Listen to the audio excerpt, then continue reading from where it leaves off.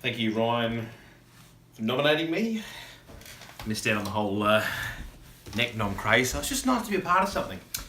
I don't really know the statistics because those numbers could be a fucking lie, but what we do know is that we all know far too many people have been lost to suicide. As a kid, our teachers always said, when you get older, you're going to, you see your mates drop away from school photos, and they led us to believe we'd be dropping like flies, and it's not quite that dramatic, but certainly if you live in Naracoorte, you know several people that have taken their own lives in the last couple of years, and it's pretty traumatic. And the first thing someone always says, or thinks, I guess, is why didn't they say something?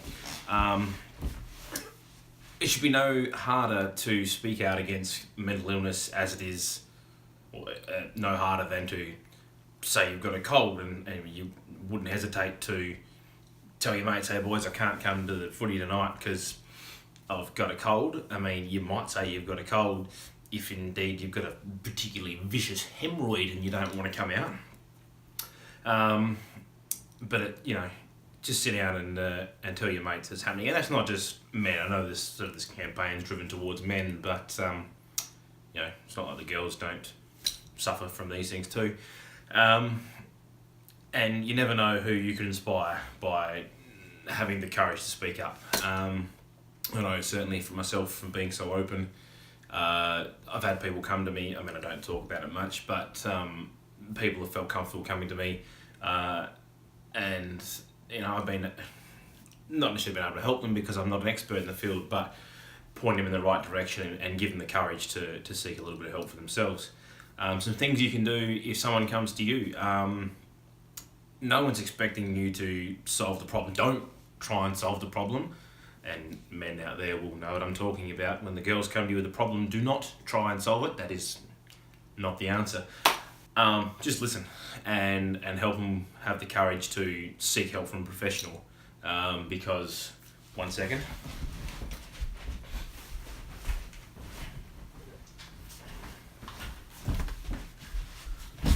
These little rascals, if you can see it, I call them my little happy pills, can make all the difference and be a catalyst to helping you, build a more happy lifestyle. If you're not suffering and you think to yourself, what can I do to prevent this? Be a human being. Get out, get some exercise, a couple of times a week, move around, drink more water. Another thing, not necessarily related to depression, but get some Metamucil, but drink plenty of water with that, because being clogged up will make depression worse. That's no fun for anyone. Steer away from negativity. It's very easy in today's age to be very negative about things, but if you look for the positive shit, it is actually there. I recommend not watching the news because that bums me the fuck out.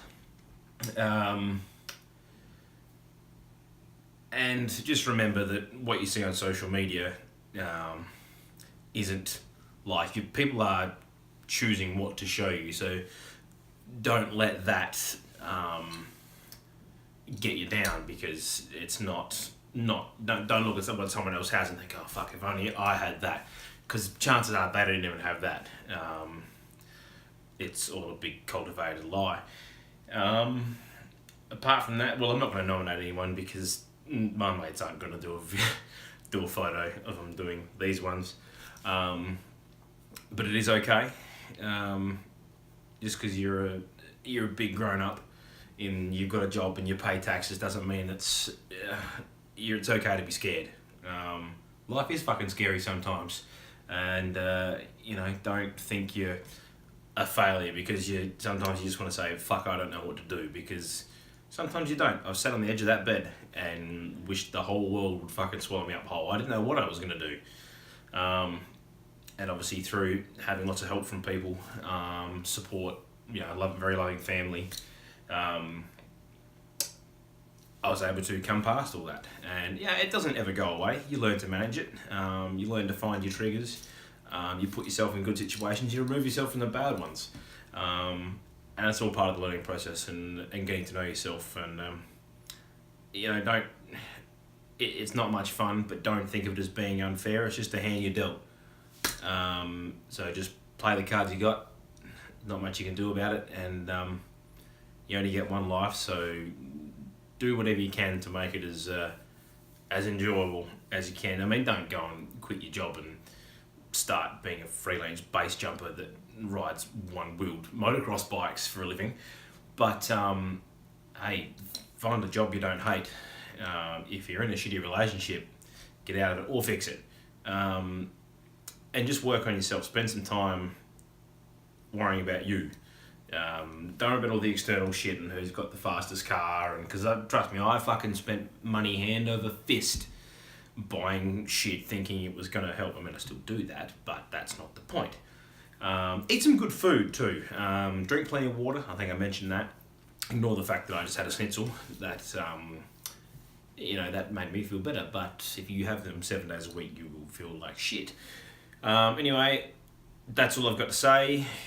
Beyond Blue, Headspace, things like that. Excellent resources.